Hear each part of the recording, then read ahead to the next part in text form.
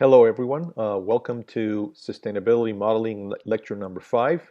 It's not me, it's you, or Models of Social Interaction. Let me tell you the lecture outline for today. We're going to be looking at interaction between populations, and so far in the class we've been discussing primarily single stock models. This lecture we're going to introduce a number of multiple stock models and see how these different populations interact. We're going to be doing a little bit of math for that purpose, and we'll be introducing that as well. And we're going to be looking at a first type of interaction, which is referred to as the predator-prey models. We're going to be looking at a simple example in predator-prey. We're going to be doing an advanced version of a predator-prey model. We're going to be looking at the interaction between population and catastrophes and how how a catastrophe affects population at a given point in time, and see how that changes the dynamics of the system. And then we're going to talk about another type of interaction between populations, which is epidemics, and how epidemics move over time. I think the first thing I'll say of interaction between populations, that in terms of when we speak about populations, the plural, those could be different species, could be different cohorts, or simply subgroups. We're going to be doing this in the most general of senses. And the key characteristics of these interactions is that the dynamics of each population are affected by the dynamics of others. So it's a mutual interaction. And today we'll focus on several types. We're going to be looking at predator-prey interactions, which are more competition between species. We're looking at catastrophes and epidemics. So let's talk about the predator-prey interactions. A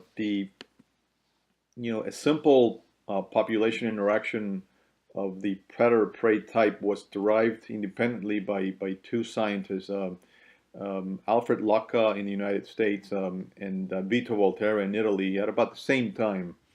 And the model that both of these came up with describes the dynamics of competition between two species. So these are two species competing against each other, and this essentially results in one species being able to grow at the expense of the other. Okay, and the species that is able to grow at the expense of the other we call the predator, and the one that gets grown upon or at the expense of, it's what we're going to be calling the prey. This model is mathematically described by a very classical set of equations that are referred to as the Lotka-Volterra equations. And I want to go briefly through them. The general idea is that we have two populations, X and Y. X is the predator population, and Y is the prey. And the dynamics, you have essentially two dynamic equations, one for the predator, one for the prey. And each of these dynamic equations has a plus and a minus term. The plus term, as we've seen before, is denoted to describe population growth, and the negative term is population decay. So in the case of the predator, the growth of the predator, it's driven by the availability of the predator and the prey, meaning basically that the more population of predator there is, the faster they grow, but also the predator needs the availability of the prey to grow.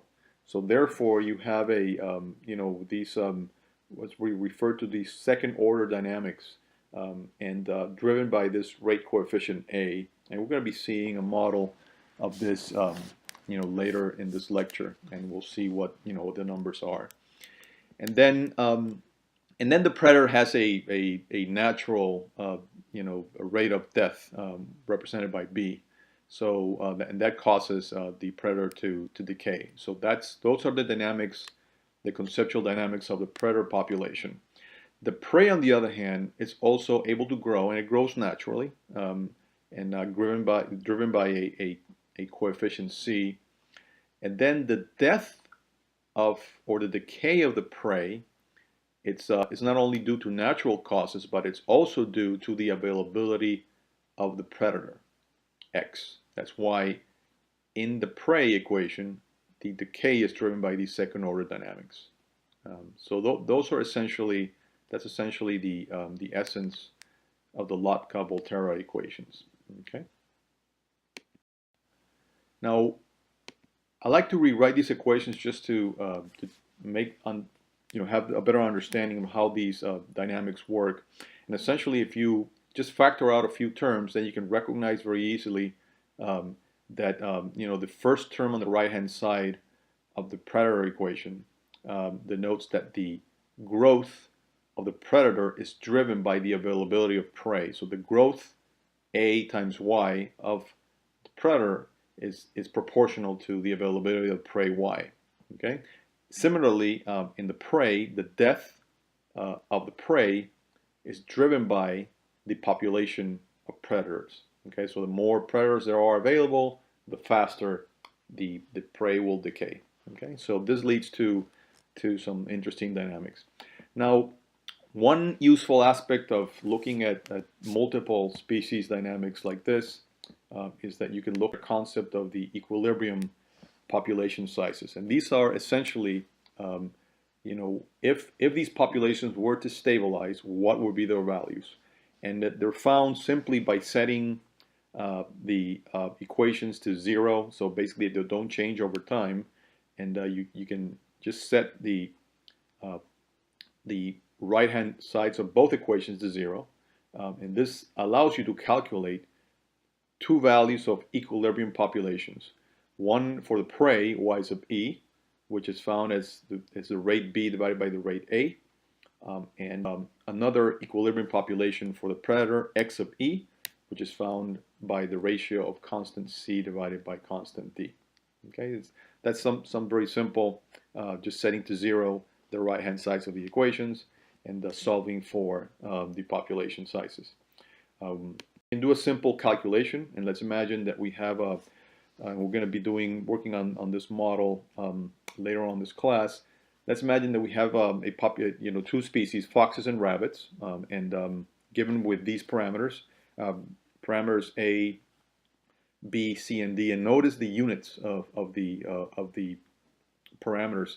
A and D, which are the growth of the predator and the death of the prey, are second order units, so they have they depend on the other predator.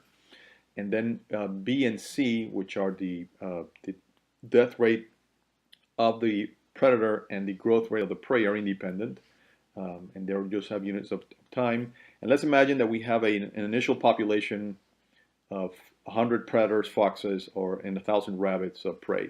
So let's just do that, and you can actually do a calculation, and if you do that, you can come up with equilibrium populations of, in this case, 667 rabbits and 150 foxes. So these are, if the system were to stabilize, these would be the the values of coexistence of foxes and rabbits given these dynamics. Okay.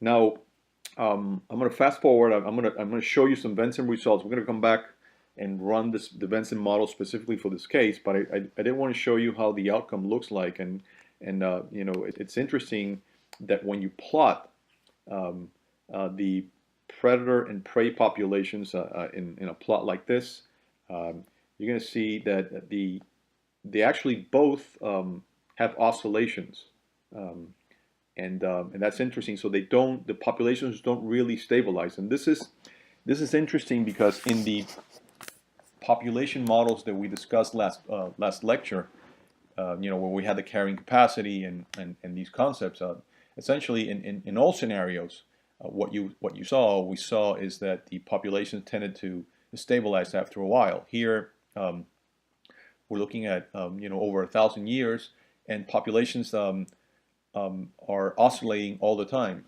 So they go up and down.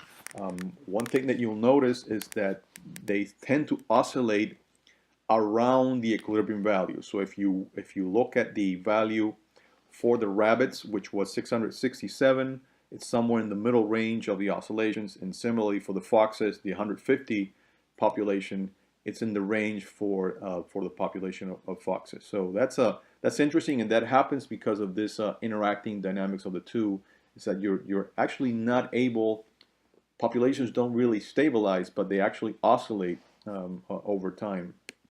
So if we can summarize this with a few remarks, first, there is an oscillatory behavior in both populations, and these oscillations are around these equilibrium population values.